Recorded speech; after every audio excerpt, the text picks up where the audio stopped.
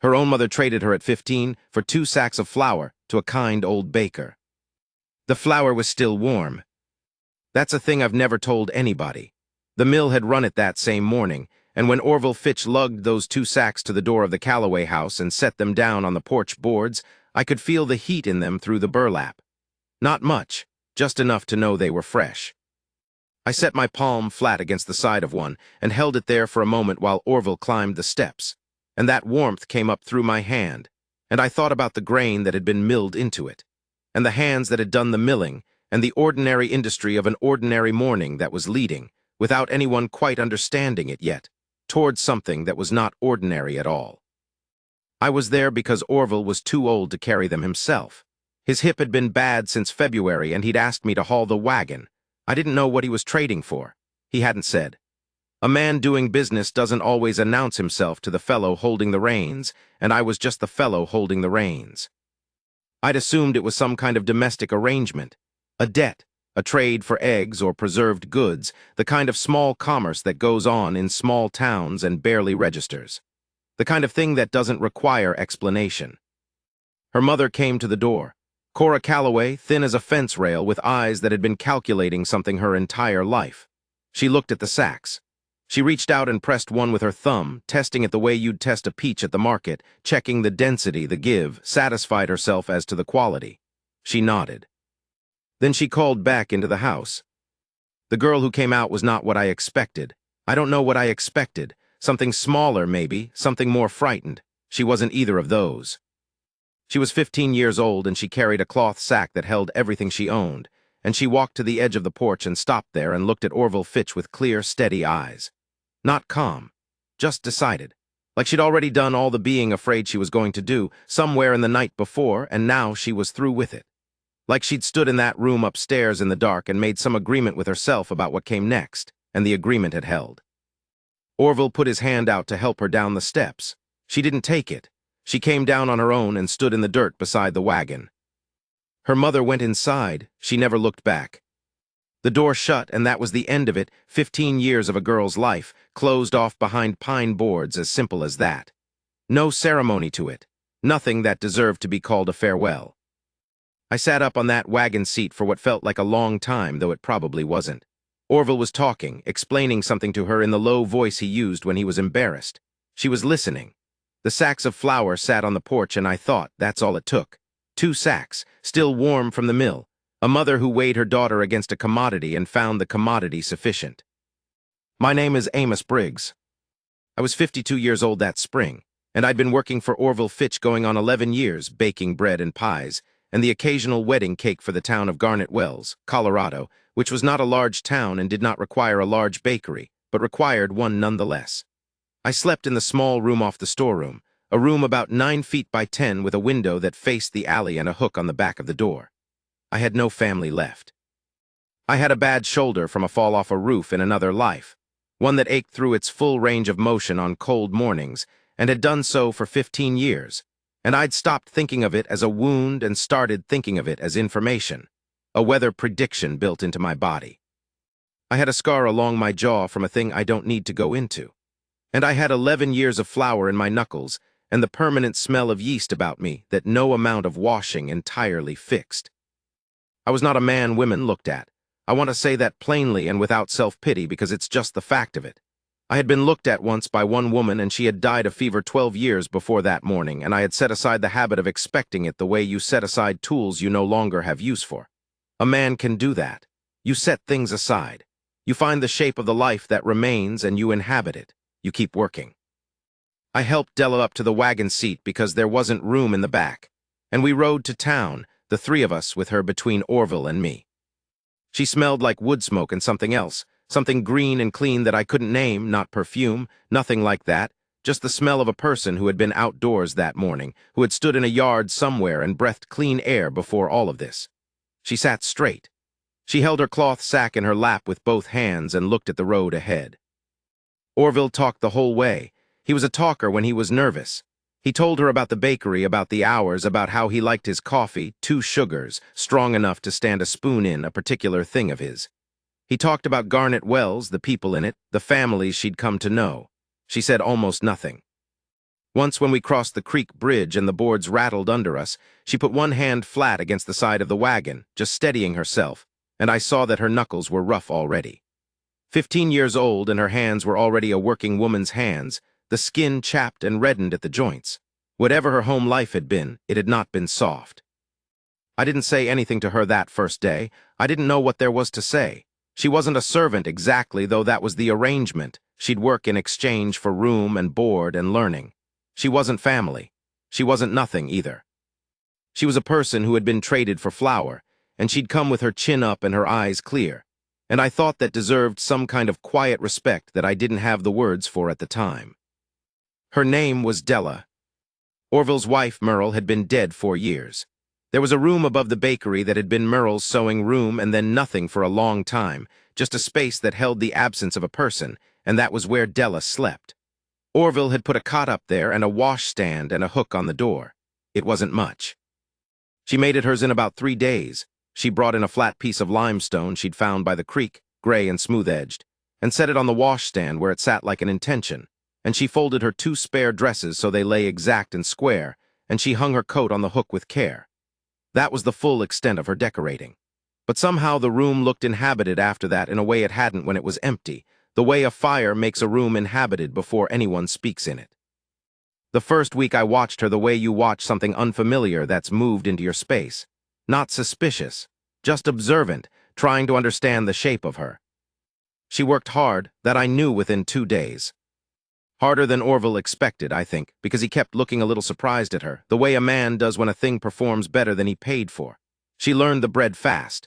She had an instinct for it, the way some people have an instinct for horses or weather, a feel in their hands for what a thing needs. The sourdough took her 3 tries and then she had it, and on the 4th bake she pulled those loaves out with a confidence that made Orville blink. She didn't brag. She didn't look to see if anyone was watching. She just set them on the cooling rack and moved to the next thing. I showed her the ovens, how the heat ran hotter on the left side, reliably every morning, so you rotated your pans if you wanted an even color. How you could tell a loaf was done by the sound when you knocked the bottom, hollow like a drum, a particular resonance you felt as much as heard. How the pie crusts wanted cold hands, how fat warmed quickly, how the whole thing was a race against your own body heat. How to read the look of the dough before the second rise, which is a thing you feel as much as see, a sort of aliveness in it. A resilience, a way it pushes back against your hand with something that isn't quite resistance and isn't quite welcome. She listened to all of it. She asked good questions, not many, but the ones she asked were specific, practical, the questions of someone who intends to do the thing correctly rather than passively.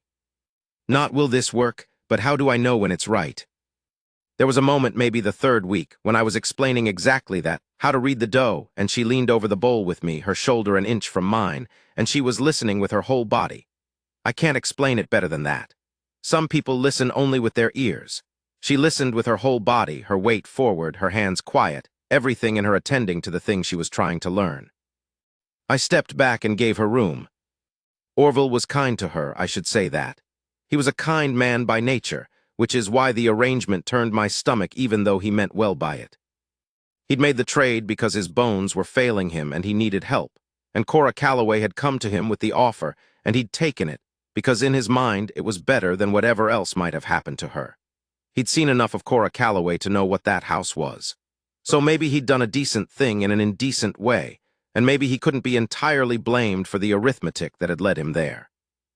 But I thought about those 2 warm sacks of flour for a long time, the weight of them, what they'd purchased. I thought about a mother pressing her thumb into burlap to check the quality before she handed over her daughter, and I thought, some things a man can't undo, can't fix, can't apologize into better shape, but he can stand between the girl and more of the same. That's not heroism. That's just not looking away when looking away would be easier. The trouble started in June. There was a man named Rudd Castor who ran a freighting operation out of the south end of town. Big through the shoulders, a good 4 inches taller than me, with the kind of easy grin that is not friendly. It's just the expression a man wears when he's decided he can take what he wants and hasn't yet been told otherwise. He'd been watching Della since she'd been in town about a month. I'd seen him watching. He'd stand across the street while she swept the front step, or he'd linger near the counter longer than a man buying bread needed to linger. Orville hadn't noticed. Orville noticed things that had to do with bread and weather and the ache in his hip. He did not notice men watching Della. I noticed. Castor came into the bakery on a Tuesday morning. Della was behind the counter. I was in the back, close enough to hear through the open door, but out of sight. He didn't buy anything.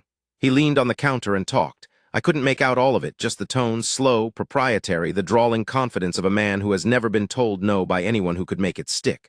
I heard Della say quietly that she needed to get back to work. I heard Castor laugh. It was the kind of laugh that isn't a response to anything funny. It's just a sound a man makes to remind you he's not going anywhere. I came through the door carrying a tray of rolls that didn't need carrying, and I set it on the counter between them, and I looked at Castor for a long moment. I didn't say anything specific. I just held his eyes. Let him understand that I'd heard the whole thing from the back, and that I was standing here now, and that the calculation had changed. He smiled his easy smile. He said something about just being friendly, being neighborly, no harm in talking. He left. Della looked at the tray of rolls. She looked at me. She said, "You didn't need to bring those out." I said no. She held my eyes a moment. Then she nodded once small and went back to what she'd been doing. That was all, but something shifted that day slightly. Like a door opening a crack that had been shut, and the air on the other side turning out to be the same temperature as the air on this side, and that meaning something. After that, she stopped being quite so deliberate about not being in the same room as me when it wasn't necessary. She'd been careful before, careful in the way a person is careful when they're still measuring whether a place is safe. After that Tuesday, she measured a little less. Castor came back twice more in July. The second time he came after closing when the front was locked, and he knocked on the side door that opened onto the alley. The knock was patient, certain, the knock of a man who expected doors to open for him. I answered it. He said he was looking for Della. I said she wasn't available. He asked was she working. I said she was done for the day. He asked would she be done tomorrow. I said she'd be working.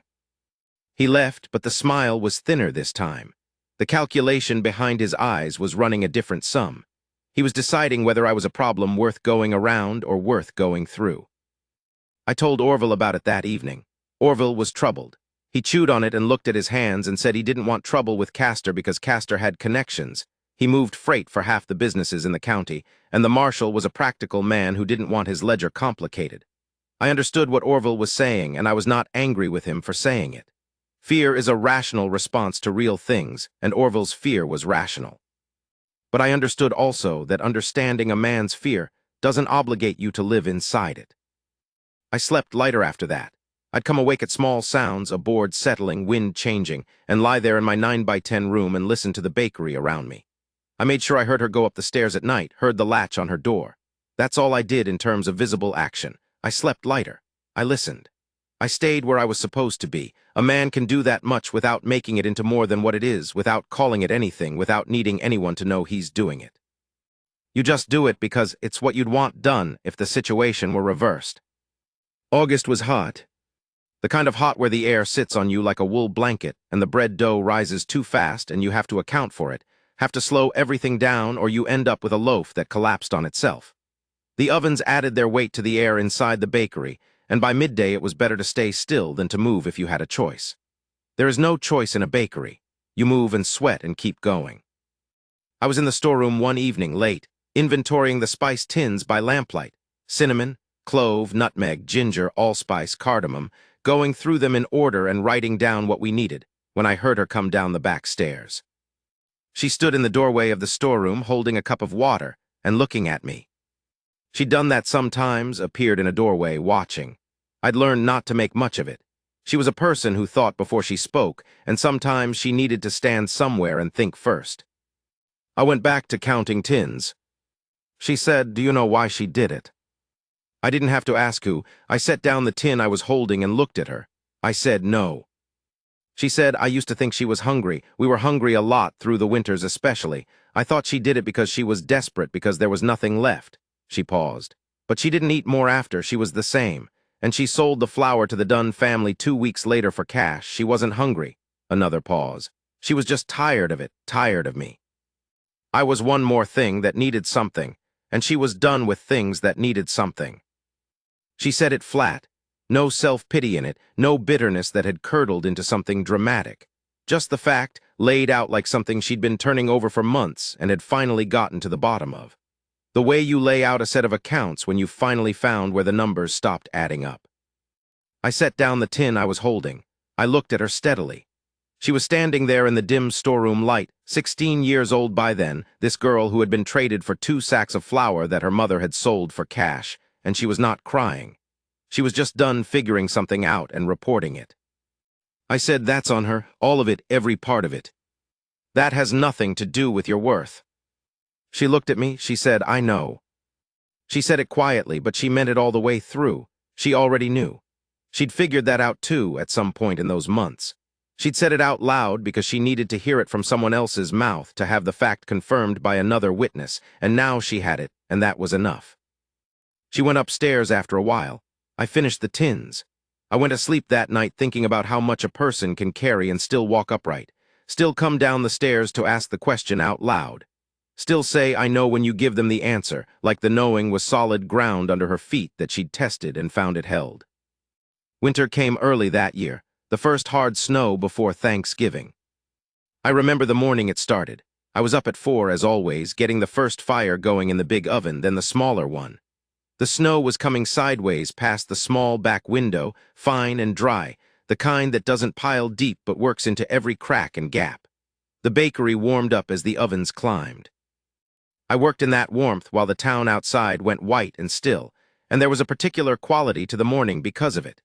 The contrast between the heat I was standing in and the cold pressing against the glass. The sense of being the only warm thing in a cold world, which is an exaggeration but feels true at 4 in the morning with snow on the window. Della came down at 5:30. She was always on time, sometimes early. She came in with her hair still half-pinned and her coat not yet buttoned, moving fast because she was running a few minutes late and she didn't like being late. She came around the corner from the stairs and stopped when she saw the loaves I'd gotten started without her. I said, "You had time, I was up anyway." She looked at the loaves. She looked at the shape of the morning work and what I'd done in it. She said, "I can do my own work, Amos." I said I knew that. She stood there a moment with her coat half-buttoned, doing something with that fact.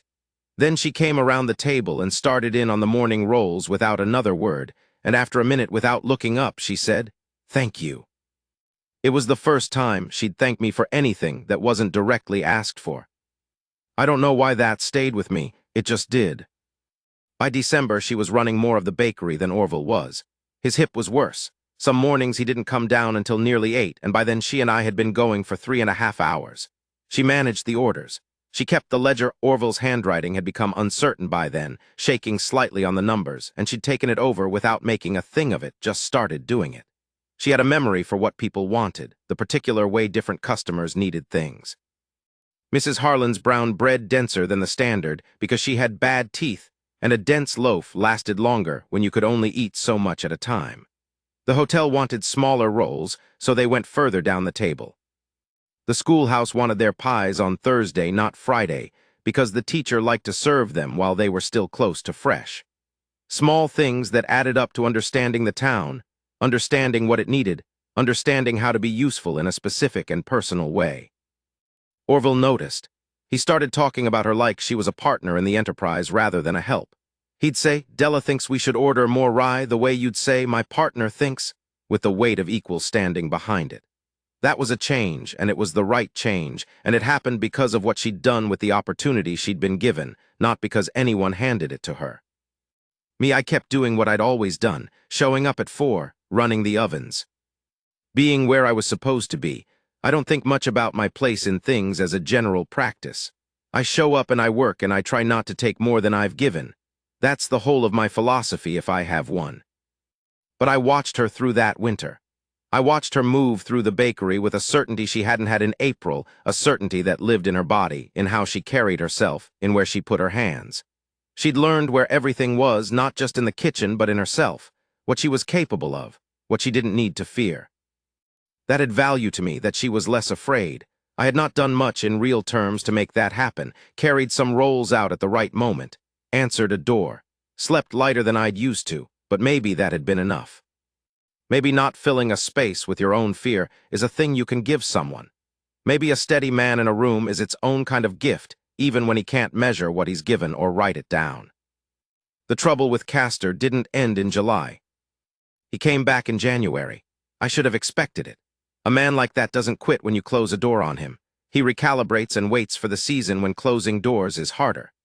January in Garnet Wells was cold enough that you didn't go to the law over anything short of murder, because the marshal was old and his deputy was young and useless, and neither of them wanted to be out in weather that dropped to 0 before midnight. Castor came on a Sunday when Orville was at church, and I was doing the morning delivery rounds. He'd watched the schedule. Men like Castor are patient in the specific way. That means they have already decided the outcome and are simply waiting for the right conditions to achieve it. I came back and found Della in the storeroom with the door bolted from inside. She'd heard him at the back door, tried to get to the front to lock it first. He'd gotten through before she made it. She'd gotten to the storeroom and thrown the bolt. I knocked on the storeroom door and said my name, and after a moment she unbolted it. She was not hurt. I want to say that clearly and with the full weight of how much it mattered to say it. She was not hurt. But she was shaking, a fine, small tremor in her hands that she was working to control, pressing them flat against her thighs, refusing to let it show, and her jaw was set with the effort of it. Her eyes were steady. She was holding herself together by main force. I looked around the bakery. Castor was gone. He'd heard me coming, I think, heard the wagon out front. There was a broken jar on the floor where things had been disturbed, molasses spreading in a thick, dark pool across the boards. I looked at her hands. I said, "Are you all right?" She said, "Yes." I said, "I mean it, look at me." She looked at me.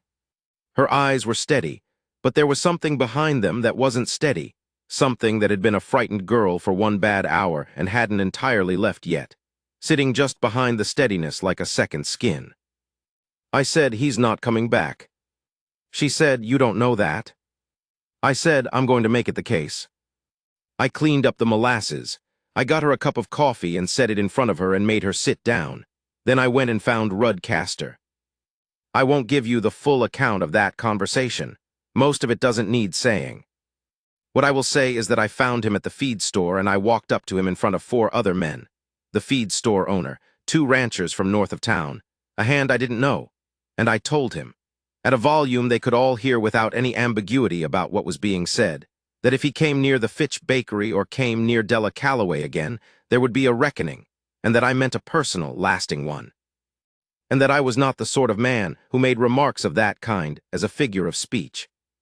He looked at me. He was doing the reading that men like him do, trying to determine if I had the spine to back the remark or if I was bluffing, if the other men in the room had just heard a statement or a joke. I held his eyes. I'd held them before and he knew it.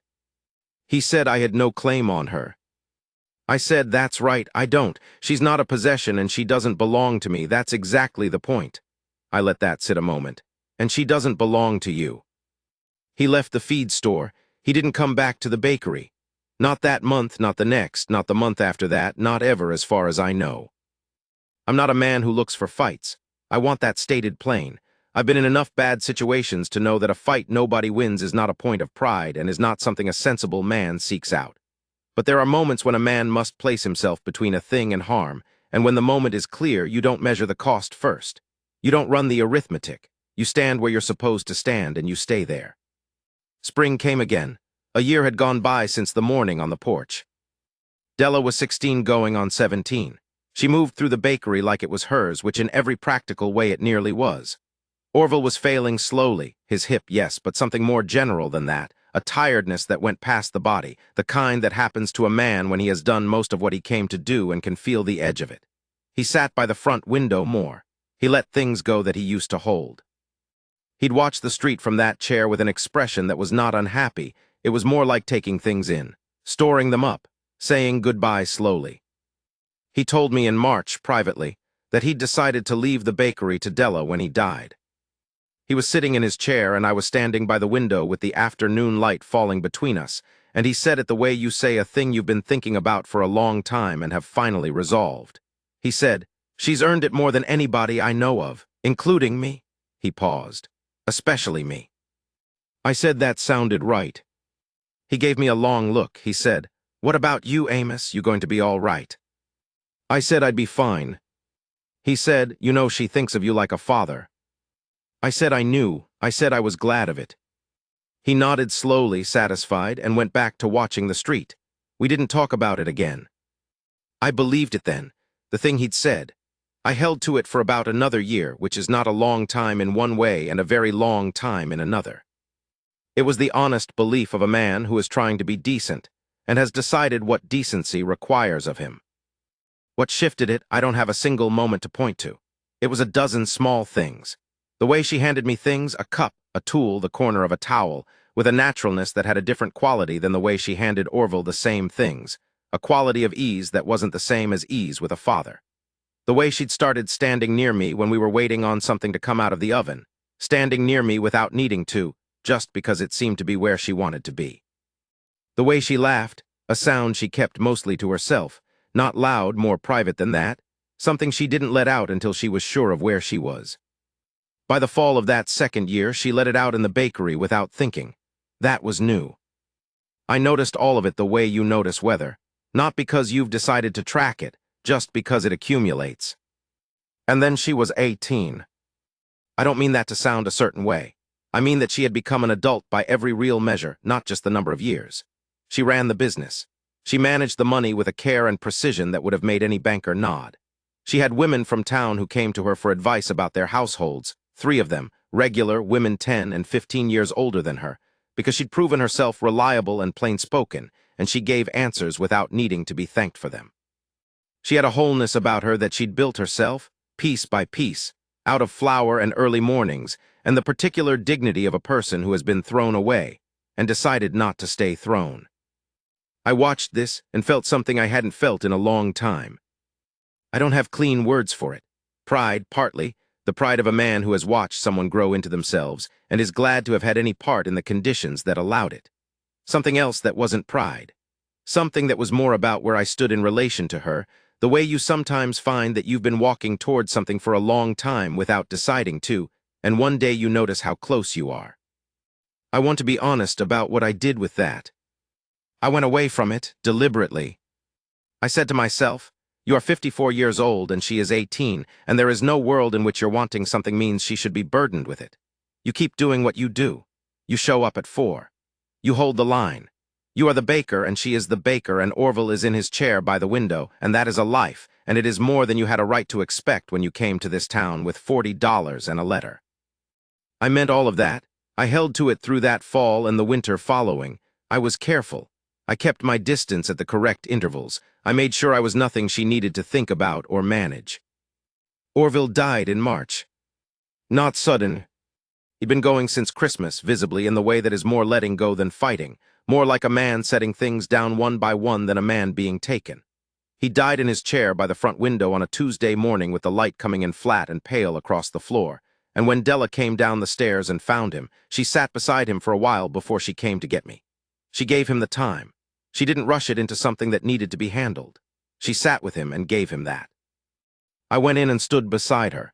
She had his hand in hers. She didn't cry. She sat with him the way you sit with something that is finished, not relieved, not devastated, just present with it. After a while she said, "He was good to me, however it started." I said yes. She said, "I'm going to miss him." I said I would too, and I meant it. Orville Fitch had been a kind man who had made an indecent arrangement and then spent 4 years being quietly grateful it had worked out better than he deserved. He'd been decent to me for 11 years before that. A man can be imperfect and still be worth grieving. He'd sat by that window and watched his town and loved his wife's memory and made his bread, and he'd tried to do right by a girl in the only way he knew, which was imperfect, and she had forgiven him for the imperfection and taken what was good in it and used it. I think that was as much as he'd hoped for. We sat there a while, the 3 of us, in a manner of speaking. The will was what Orville had said it would be. The bakery and the building and the equipment to Della, with a small amount of cash set aside. A provision for me, the room I lived in, and wages for as long as I stayed at her discretion. He'd written it carefully with a lawyer, which told you something about him. He'd thought it through. He'd given her a property and given me a dignity. Not made me dependent, not made her responsible for me, but left us both with standing. The room was mine regardless of anything. The wages were hers to continue or not, which gave her real authority, which is what she'd earned. The lawyer read it and Della listened, and when it was done, she looked at me and said, "Nothing changes, if you want to stay." I said I'd stay. We walked back to the bakery and started the afternoon's work. It was April, 6 weeks after Orville died, when she said the thing. I was doing the bread. She was at the small desk doing the ledger, the April ordering, the numbers she'd been running every week. The light in April mornings is particular in that valley, long and yellow, coming in at an angle that makes everything look as though it was placed carefully, the dust motes and the rising steam and the color of the wood all deliberate, all considered. She'd been at the ledger a while. I'd been at the bread a while. It was a quiet morning without wind, the town still mostly asleep outside. She said without looking up, "Can I ask you something?" I said yes. She said, "Why did you stay?" I said, "Where would I go?" She looked up, she said, "That's not what I'm asking. You could have gone anywhere, anytime, any year. 11 years before I got here, 3 years since. You stayed through all of it. I want to know why." I looked at my hands in the dough. I said, "I had good work, a decent situation. I didn't need more than that." She kept looking at me. She was not going to accept that. I could see it in her face, the same expression she'd worn the first morning on the porch. The one that said she'd already done the being afraid and was finished with it and was going to do the next thing regardless. She decided to finish this. She said, "Amos." I said, "Della."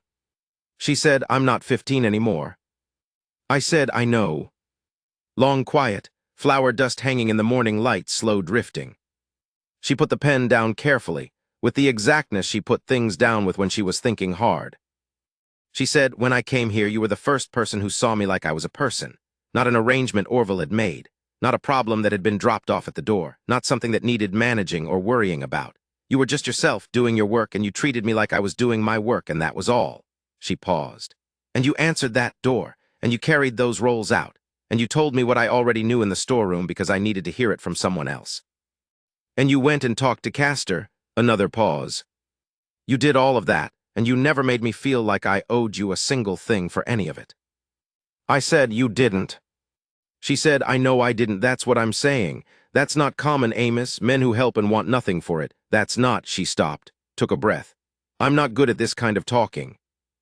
I said she was doing fine.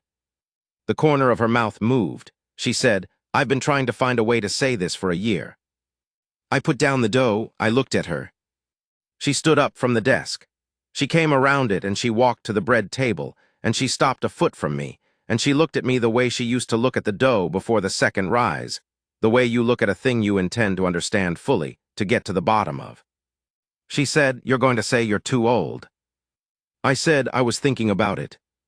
She said, "You're going to say it isn't right, that I should find someone who." I said, "Someone who." She said, "Don't." She said it soft and plain, and it closed the sentence completely, as final as a door. She put her hand on my forearm. Just that.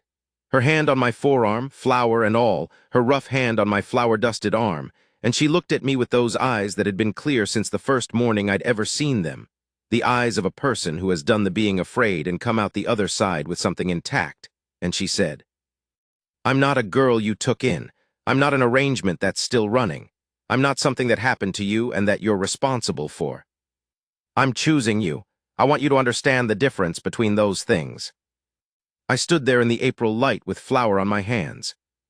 I have been chosen before once by one woman, and that woman was gone 12 years, and I had in those 12 years carefully and methodically stopped expecting to be chosen again. Had built a life around the not expecting. Had found the shape of it and lived in it and told myself it was enough and mostly believed it. And I stood there and she said again, quietly, "Do you understand the difference?" I said yes. She held my eyes. Her hand was still on my forearm. She said, "Good." She went back to the ledger. I went back to the bread. Outside, the April light was doing what it does, moving and widening and making the ordinary look deliberate. The morning went on. But I could feel her hand on my arm for the rest of that day. I probably always will. I want to tell you how things went after that, because it didn't move fast, and I don't want to make it sound like it did. We didn't change everything overnight. She wasn't that kind of person, and I wasn't either. She went on running the bakery, and I went on being the baker, and we went on working together the way we'd worked together for 3 years. But there was a difference now, and we both knew the difference, and that knowing between us was its own kind of thing, solid in the way that some things are solid before they take their final shape, before you've named them. She was careful with me in a way she hadn't been before. I mean careful the way you're careful with something you value, not fragile, not needing protection, just cared for. I noticed it. A person notices when they're seen in a new register. And I was careful with her, not because she needed protecting, she'd proved that 100 times. But some things are worth being careful with, worth being slow with, worth taking the time to understand before you call them by their name. We ate supper together in the evenings.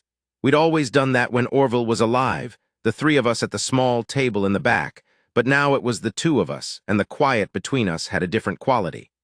Not the silence of 2 people who have nothing to say or who are being careful of each other. The silence of 2 people who have built something together over years and don't need to fill it with noise. The kind of quiet that takes a long time to earn and can't be manufactured. I told her things I hadn't told anyone, the woman I'd lost, how I'd shut down after, not dramatically, not with drinking or fighting or riding off to somewhere different, just methodically, the way a careful man closes up a house for winter. Put out the lights in various rooms, stopped expecting them to come back on. How I'd come to Garnet Wells with Orville's letter in my pocket and $40 and a bad shoulder and told myself, this is enough. This is what sufficient looks like. I don't need more than sufficient. She listened. She didn't try to fix the sadness of it or talk around the edges of it. She just listened, and when I was done, she said, I'm glad you came. She said it simply, like she was telling me the weather. I said me too. She told me about her mother, not the flower story, I knew that, earlier years, what it had been like to grow up in that house as a person who was an inconvenience. The particular skill you develop when you learn early that needing things leads to disappointment. You learn to need less, to make yourself small in your needs, to take what's given without asking for more because asking costs something you can't afford. She told it plainly, and when she was done she said, I don't think about her much anymore. I used to. I'd go over it trying to find the part I'd gotten wrong, the part where I could have been different and made the outcome different. She looked at the table. There wasn't a part, she was just done, and I'm here. She looked up at me. And I'm glad I'm here. I said, this is a good place to be. She said, yes. July, 3 months past the morning at the bread table. She'd had a conversation with the Reverend's wife, Mrs. Elker, who was a practical woman and a kind one. Della had told her something. I don't know the exact words, but the upshot was that when I delivered bread to the parsonage that Friday, Mrs. Elker looked at me differently. With an approval that was warm and specific, like she'd been reconsidering the math on a man she'd long filed under a single heading and had found the heading insufficient. The town, in general, was in the process of reconsidering me. I had been for 11 years Orville's baker, useful, reliable part of the furniture, the man who made the bread, a certain type of man at a certain age, unmarried, no story worth tracking. Towns sort people.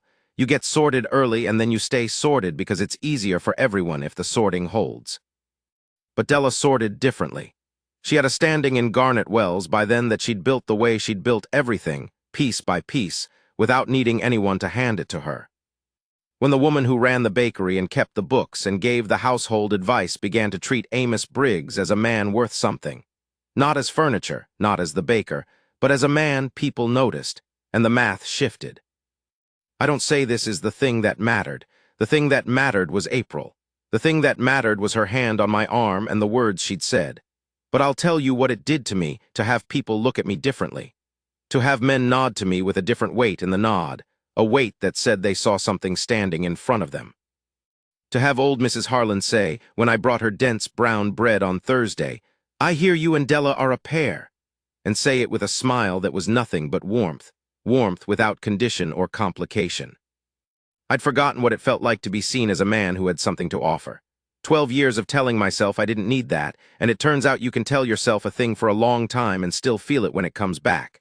Not desperately, not with hunger that had been pent up, just a warmth in the chest, a rightness, like a joint that's been held in one position too long finally moving the way it's supposed to. We married in September. The Reverend did it on a Saturday morning early, before the day got busy. Della wore a blue dress that she'd made herself over the previous month, carefully, deliberately taking time with it. She stood beside me in the small church with the light coming through the plain windows, and she said the words and I said the words, and then she put her hand in mine, and we turned around to face the room, and there were maybe 20 people there, and they were all smiling. I don't know what I looked like. I know what I felt, which was a thing that I can only describe as the feeling of catching up to your own life. Like something had happened that was better than what you'd allowed yourself to imagine, and now you were standing inside the fact of it and trying to receive it. After walking back to the bakery, we had work to do. There was always work. Saturday was a full day. She kept her hand in mine, and we walked down the main street of Garnet Wells in the September light. The light that is particular to September in Colorado, clear and beginning to think about the cold, and I remember thinking, this is what it looks like from the outside. A man and a woman walking down a street after getting married. Nothing spectacular. The most ordinary thing in the world. But from the inside, it was everything. I thought about the morning I'd sat on a wagon above 2 warm sacks of flour and watched a door close behind a 15-year-old girl. I thought about the long road from that morning to this one. Everything that had happened in the years between, the doors answered, the roles carried out, the storeroom conversation, the feed store, the April morning with flour on my hands. The shape of it looked at from here. I didn't say any of that to her. I didn't need to. She'd been on the same road. She squeezed my hand once, and we kept walking. I am 61 years old now as I tell this.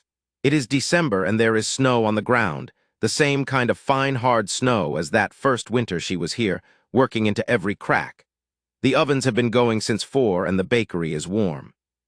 She gets up at 5:30 still. She always has, she probably always will. She's 26 now. I'll put that fact in front of you and let you do with it what you will. And I'll tell you further that I have not had a single hour in the 9 years since that April morning of believing the thing I'd told myself I was supposed to believe, which was that it was wrong. I tried in the beginning. I made the argument to myself, laid it out. She was clear, and she kept being clear, and a man can only argue against evidence for so long before the argument itself becomes the wrong thing. She is 26, and she runs a bakery that is 3 times the size it was when Orville died. She has 2 women working for her now, both capable, one of them very good, and she treats them the way she was never treated, as people doing work, not as arrangements. She is respected in this town. Men and women both come to her when they need a straight answer about something. She has that quality that I recognized in her from the first morning, a kind of clarity, a willingness to see things as they are. You want to tell her the truth when she asks, because you know she'll give you something useful back. She chose me. I've turned it over 1,000 times, and I don't find an edge I can get underneath it. She chose me with full information, full eyes, knowing exactly what she was choosing, an older man with a scar and a bad shoulder and flour in his knuckles, and no fortune and no particular future beyond the one we'd make, and she's kept choosing me every morning since.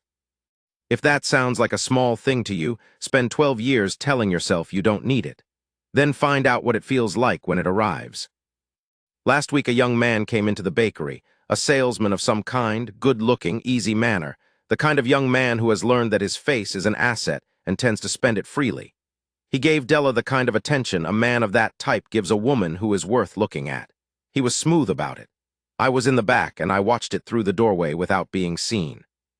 She was polite and efficient and sold him what he'd come for and showed him the door, completely and entirely herself throughout, not 1 degree warmer than she was with any other customer. And when he left, she came back to the table where I was working and picked up her work without a word. I didn't say anything. She said, without looking up, if you're going to grin like that, you could at least do it where I can see it. I said I didn't know what she was talking about. She gave me the look she gives me when she knows I know exactly what she's talking about. I grinned properly. She shook her head and went back to work, but there was the corner of her mouth. That small private thing she doesn't let out often, the sound she only makes when she's sure of where she is. She let it out then, in the morning light of the bakery that is hers, with me in it. The morning went on.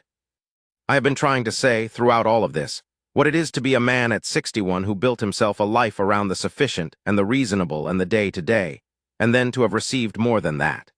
To have been seen. To have been chosen, specifically and deliberately, by someone who had no reason to choose you except that she looked at you clearly and decided she wanted to. I don't take credit for Della, that needs to be said. She made herself. She came down those porch steps on a spring morning with her cloth sack and her rough hands and her 15-year-old certainty, and she made herself from the first hour. The bakery was the circumstance. I was part of the circumstance. But what she became she built, and she built it herself, and the woman she is now is her own work. What I provided was the conditions, the bakery and the room above it, the locks on the doors.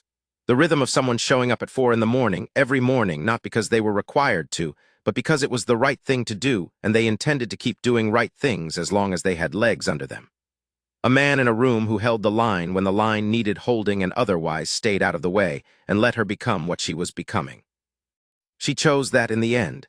She chose the man who had been that, not the man with the money or the looks or the right name or the right years on him, the man who had shown up. The man who had been steady. The man who, when she said she was choosing him, understood the difference between being chosen and being an arrangement. I understood the difference because she explained it to me clearly on an April morning with flour on my hands. I think about that sometimes, how close I came to not hearing her, to being so certain that decency required me to step back that I stepped back from the thing decency had been building toward for 3 years. How close. She reminded me what a man can be worth. She did it plainly, without ceremony, with her hand on my arm and her clear eyes on mine, and she said, "I'm choosing you." She still does. This morning it is December and there is snow, and the ovens are warm and she is upstairs. I've been down here since 4, the way I've been down here since 4 every morning for 20 years, the way I'll be down here since 4 for as many more as I have. In a little while she'll come down those stairs. She'll be on time. She'll be moving fast because she doesn't like being late. She'll come around the corner from the stairs and she'll see what I've started without her and she'll put her coat on and come to work. And in the middle of the work, when there's a moment, she'll put her hand on my arm, that same spot, not every day, but often enough that I notice when she does it and notice when she doesn't, and either way I know why. It's December and there is snow, and the ovens are warm and she's upstairs, and I've been down here since 4. In a little while she'll come down those stairs. I'll be here when she does. I'll be here.